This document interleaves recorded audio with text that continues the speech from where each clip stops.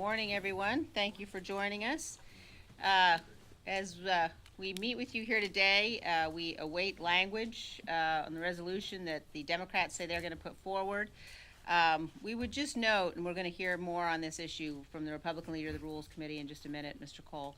But I would just note that what the Democrats are now trying to do, they've basically cooked up a process they've been conducting in secret. The goal of the process, the aim of the process was very clearly to preclude the president's counsel from asking questions of witnesses.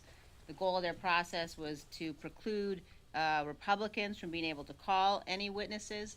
And they've now taken this process, they've gotten so much pressure because of the way they've been conducting the process. They're now attempting to sort of put a cloak of legitimacy around this process by saying they're going to bring it to a vote on the floor. They can't fix it. The process is broken, it's tainted. They have gone through this process where you have seen one side of the story. It's been an effort to get one side of facts and then to selectively leak those facts in order to taint the president. And we're not going to participate in helping them attempt to provide legitimacy to that process. It really is shameful what the Democrats have been doing in terms of attempting to try to impeach a sitting president in the basement of the Capitol. Now, I also want to say a word about something else that's been going on over the course of the last several hours and last night, which I think is also shameful. And that is questioning the patriotism, questioning the dedication to country of people like Mr. Vindman, Lieutenant Colonel Vindman, who will be coming today, and others who have testified. I think that we need to show that we are better than that as a nation. Their patriotism, their love of country. We're talking about decorated veterans who have served this nation, who have put their lives on the line, and it is shameful to question their patriotism, their love of this nation, and we should not be involved in that process. We need to make sure that we are abiding by, upholding the Constitution. Just because the Democrats refuse to do that does not mean that we ought to let ourselves be drugged down to the level at which they're operating, and we won't do that as Republicans. So I would now like to turn things over to Mr. Cole, the Republican leader of the Rules Committee, to discuss what's going on with the resolution. Thank you, Madam Chairman. Let me just be brief. First of all, we look on this process up to this point as being a very illegitimate process. And the Speaker cast the vote that we're going to cast on Thursday as being a vote that will affirm everything that's been done to this point. Obviously, we don't agree with that, so that makes that a very challenging vote for us. Second, we'll see a product, we think, later today when they post what we're going to consider in rules tomorrow and what will ultimately go to the floor. Frankly, we haven't had anything to do with whatever we're going to see. That we've not been involved in any negotiations. There's been no outreach to us. So whatever we see today is going to be totally one-sided in terms of only one side had input. I'm quite sure they didn't reach out to the White House either to discuss this. So this process, whatever it is not going to have been the product of a bipartisan discussion or compromise in any way, shape, or form. And finally, we'll look at this on Wednesday. We will have the ability to offer amendments in the Rules Committee, but that's a 9-4 committee that votes on a party line on essentially every vote. So we don't have a lot of hope for what's going forward. We think this is just basically more of the same, and frankly, a reflection of the fact that I think the American people have decided overwhelmingly this has been an unfair process. This is an attempt to dress it up a little bit, to try and give it the sheen of legitimacy, and I just don't think that's going to sell. So, again, we wait with bated breath to see what we're going to see whenever they post something. We wish we'd been part of the discussion to set that up, and since we weren't, I think it's going to be extraordinarily difficult for us to be cooperative going forward. Thank you. Now I'd like to turn things over to the Republican leader of the Armed Services Committee, Mr. Thornberry, to talk about what's not getting done, in particular the support that we need to provide to our men and women in uniform while the impeachment process is going on. Thank you, Liz. Across the political spectrum, folks have rightfully praised our military and intelligence professionals for taking a barbaric terrorist off the battlefield this past week. But it would be wrong to praise them with our lips and damage them with our votes. As y'all know, we have just about 20 days of military funding left.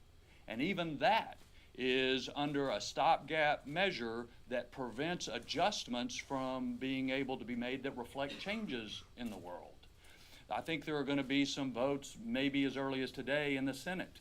But how can you justify praising the military but then not voting to give them the resources they need to do their job?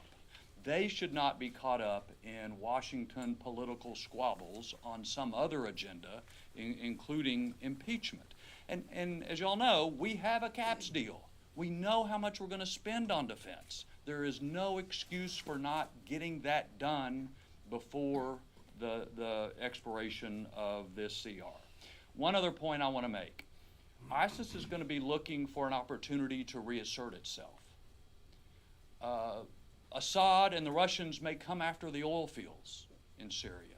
Iran will, I promise, have some sort of attack in the future, because remember, their tankers were attacked a few weeks ago. Russia and China are going to be looked to take advantage of the situation, thinking we're distracted. The men and women of the military and intelligence community are going to be tested again. The minimum they deserve from us is full funding for the rest of the year so that they can be assured they can meet that test with all that they, all the support that they need from us. Thank you, Mac. We need to properly fund our nation's defense and not just stopgap measures. We've got to get full year funding for our military, and we've got to get it done quickly. Speaker Pelosi needs to end this infatuation with impeachment and start focusing on the real problems of this country that are not getting addressed, like properly funding our defense, like passing a bill to lower drug prices. When a bill came out of committee unanimously, every Republican and every Democrat voted for a package of bills to lower drug prices.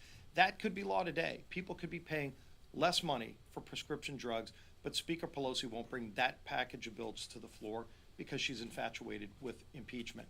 And so, as Mac talked about the importance of our armed forces, I want to commend our United States Armed Forces and President Trump for leading the mission that took out ISIS leader al-Baghdadi. This is a major victory for America's war against terror. It's critical to show the world that we're not giving up. In fact, we're going to continue rooting out anybody who wants to try to do harm to this country. If you look at what al-Baghdadi was doing just a few weeks ago, sending out recruiting videos, he's never given up on his efforts to try to re-establish the caliphate. What he's also been doing to try to encourage ISIS terrorists to escape from prisons. He can't do that anymore because he's finally been brought to justice. And so I commend our United States Armed Forces and President Trump for leading that important, critical mission. And we need to continue to support them, not just in words, but in deeds here in Congress. And finally, we still wait to see what Speaker Pelosi is going to file, but the bottom line is Speaker Pelosi admitted defeat in this failed process, this Soviet-style impeachment process that Adam Schiff's been conducting. The fact that over 75% of the members of Congress cannot go down and view what's happening in that room, can't listen and hear the testimony. By the way, that represents more than 230 million Americans whose voices are denied right now. 230 million Americans that can't find out what's going on in that room as well. And even the Republican members in that room can't call their own witnesses. Adam Schiff is the only person that decides who comes into that room and who's going to be able to testify. Everybody knows that doesn't pass the smell test. It is a Soviet-style impeachment process, and anything that would try to validate this tainted document that he's been creating for the last few weeks needs to recognize that it's not rooted in fairness, and the American people do believe in due process, even if Speaker Pelosi is trying to deny that to the president. So we will work hard to soundly reject any resolution that tries to validate the tainted document that Adam Schiff has been creating in secret behind closed doors. Now, our leader, Kevin McCarthy. Good morning. The confirmation of Baghdadi's death sent a clear message around the world that the United States is committed to destroying terrorism. Just this morning, the president tweeted in confirming the next in line, his confirmation is dead as well. we need to thank our intelligence community, our men and women, and this administration for their commitment and their follow-through. As Mac Thornberry said, the message was sent around the world. Now the message needs to be sent to Congress to do the job you're sent to do. Regardless of what party you're in, everyone believes you should do the work of funding of government. Most importantly, the funding of the military. 20 legislative days away. We have a short time frame, and all we're talking about is impeachment. We know the world's a little safer today based upon what our military and our intelligence community and our administration was able to achieve. Despite and contrary to what the media headline said, Baghdadi was not an austere religious scholar. He was, in fact, a murderer, a rapist, and met his rightful fate. Congress should act, and act now. I know we've got work to be done when it comes to USMCA, when it comes to trade for the United States, Mexico, and Canada, our number 1 and number 2 trader. In a few days from now, we'll finish the talks with China, our number 3rd trader. Would we not be stronger in those negotiations if we had the USMCA done? And the only person that's holding that up is the Speaker. Because just like last night when she brought all the Democrats together to try to find out what they should write, because they admitted finally that they were wrong in this entire process, and they still can't come up with an agreement of what due process is to bring to the Rules Committee, just shows what a sham, the waste of time this has been. If this was before any court, it would have been a mistrial. But the people that are hurting their American public because the work that is not being done in Congress today, the funding of our troops, the funding of government, prescription drug prices, our trade, our strength to our economy, can all get done if they'd only focus on the work of why they were elected. It always reminds me that they promised that they would be different.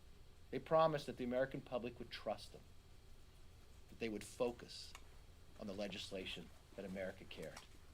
But what does the record say? They have offered more subpoenas than laws that have been signed. That's a sad fate for this country, and we could do much better. So open up for questions. Yes, ma'am. Speaker McCarthy, Democrats say you're moving the goalposts, that you've been demanding this vote, and now that it's happening, you say the process is still a sham. What's your reaction? No, I applaud the Speaker for finally admitting it is a whole entire sham, but you can't put the genie back in the bottle.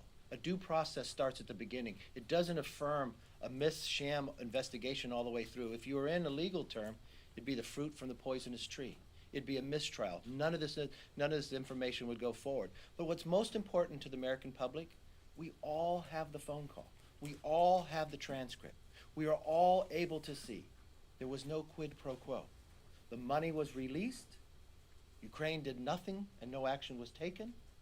Where's the crime? Where's the impeachment? What's the impeachable offense? The American public sees that. We should move on, and they continue to try to move a whole sham organization. It's not going to work. So there's no way Yes. to make this legitimate? Mr. Cheney mentioned Alexander Vinton, he's going to testify this morning, unethical and damaging to U.S. national security that the president put this pressure on Ukraine. You say words with equal offense. I mean, Exactly. can you, I mean, this is a hit the heart recipient who's saying that the president puts politics above the nation's security. What's your response to that?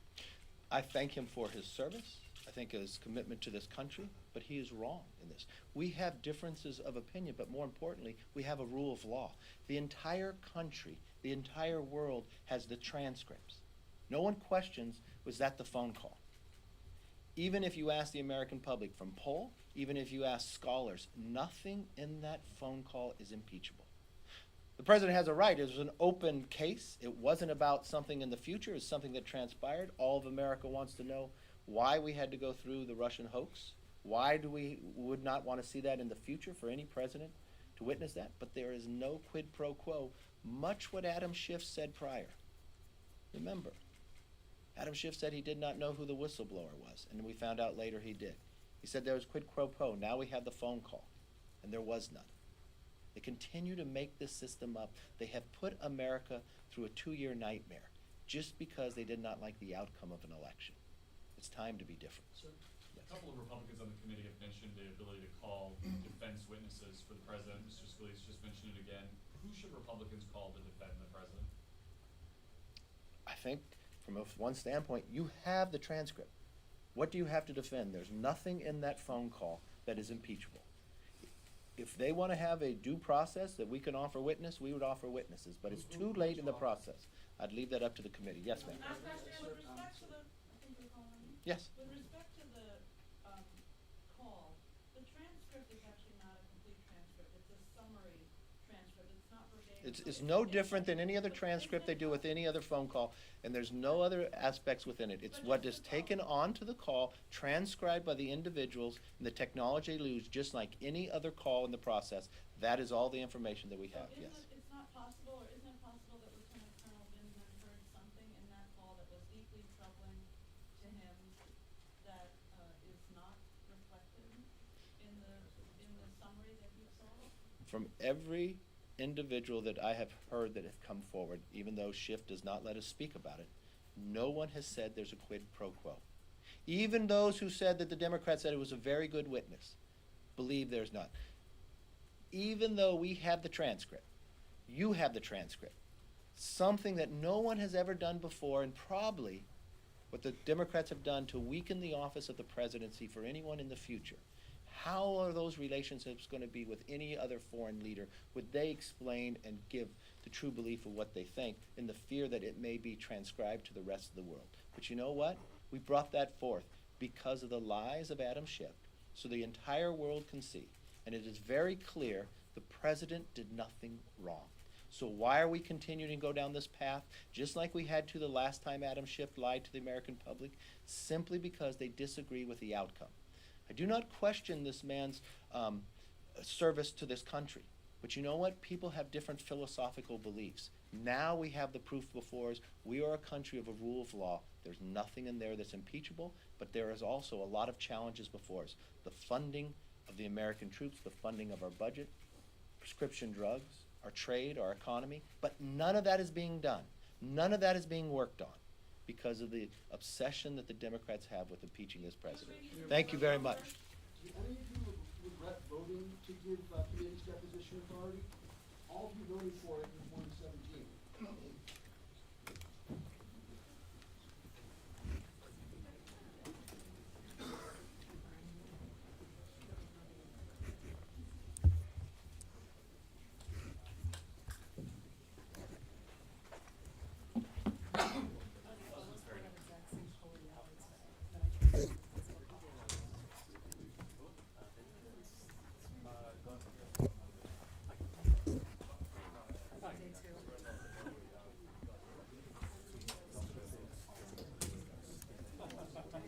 Good to hear.